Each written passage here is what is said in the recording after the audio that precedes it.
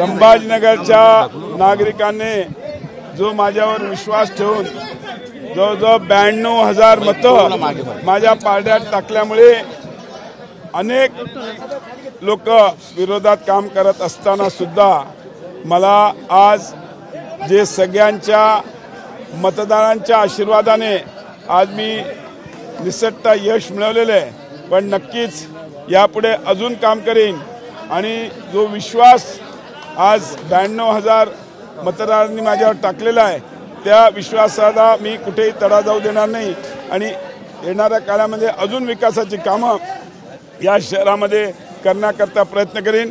या ठिकाणी मी आवर्जून उल्लेख करेन आमचे नेते आदरणीय देवेंद्रजी फडणवीस साहेबांनी त्यांनी अतिशय यामध्ये माझ्या पाठीमागे खंबीरपणे उभे राहिले आणि राज्याचे मुख्यमंत्री एकनाथजी शिंदे असतील, राज्याचे उपमुख्यमंत्री अजितदादा पवार असतील, या सगळ्यांनी संघटनाच्या माध्यमातून मला अतिशय मदत केली आणि म्हणूनच एवढा अटीतटीचा सामना असताना पण म्हणजे त्या ह्याच्यामध्ये मला यश प्राप्त झालं ते फक्त सर्व नागरिकांमुळे, सगळ्या मतदारांमुळे आणि आमचे सर्व कार्यकर्ते, सर्व एक एक छोटासे छोटा कार्यकर्ता, बूथ प्रमुख असो किंवा वार्डाचा अध्यक्ष असो, त्याने पण अतिशय मेहनत केली।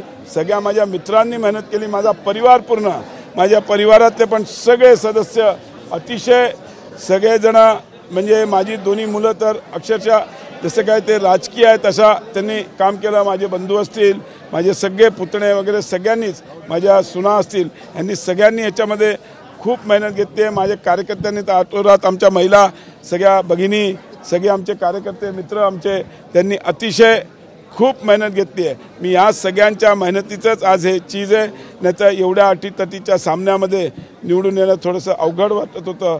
शेवटच्या फेरीमध्ये आम्ही प्लस झालो आहे, बट लास्ट फेरीमध्ये पण आम्ही 600 मायनस होतो, पण शेवटची फेरी आम्हाला परत घेऊन गेली आणि 1600 ते 1700 मतं आम्ही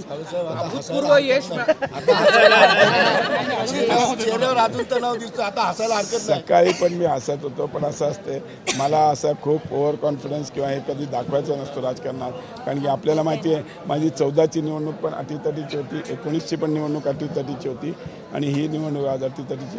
पण आमच्या सर्व कार्यकर्त्यांचं मी खूप खूप आभार मानेन, कारण की सगळेजण ज्यांना मतमोजणीमध्ये होते ते आपल्या आपल्या बूथमध्ये आपल्या आपल्या काउंटिंग याच्यामध्ये अतिशय बसून होते। एक म्हणजे वॉशरूमला पण नाही गेले, काय नाही साहेब एक राऊंड थांबा हा द्या, म्हणजे असं सांगत होते। जेवण पण त्यांनी केलं नाही, पण सगळ्यांचं मी अतिशय सर्वांचं, आमच्या महिलांचं, आमच्या सगळ्या जिल्ह्यावर माहितीचा झेंडा 100% आज महाराष्ट्रामध्ये होतोय, तर माहितीचा झेंडा संभाजीनगरला तर 100% आहे। अभूतपूर्व यश मिळालेलं आहे महाराष्ट्रामध्ये बीजेपीला, कारण की कसं आहे या 2.5 वर्षात आमच्या सरकारने सामान्य जनतेसाठी अनेक योजना आणल्या आणि त्या माध्यमातून त्यांना जे शेवटच्या घटकापर्यंत प्रत्येकाला मदत करायचा, प्रत्येकाला सक्षम करण्याकरता म्हणजे लाडली बहिणाच्या माध्यमातून आम्ही महिला सक्षमीकरण जे आमचं ध्येय होतं ते आम्ही पूर्ण करायचा प्रयत्न केला। मताधिक्य घटण्यापाठीमागे जरांगे फॅक्टरचा परिणाम वाटतोय का?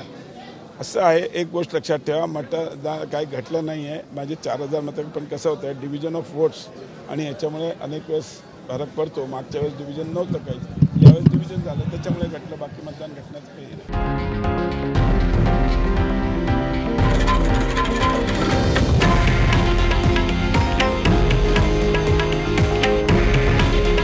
हे आहे देशातील नंबर 1 न्यूज नेटवर्क आणि आपण पाहत आहात TV9 मराठी। काळजी तुमची, हित महाराष्ट्राचं।